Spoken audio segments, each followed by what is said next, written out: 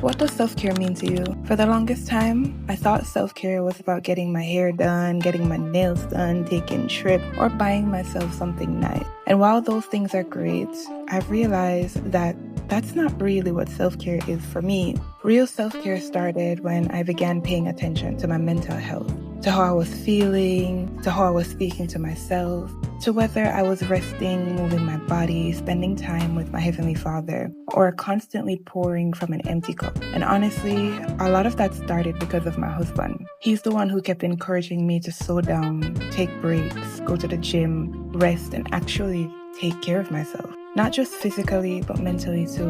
Now, I realize self-care isn't something I do once in a while. It's how I take care of the woman I am every day. So now I'm curious, what does self-care mean to you?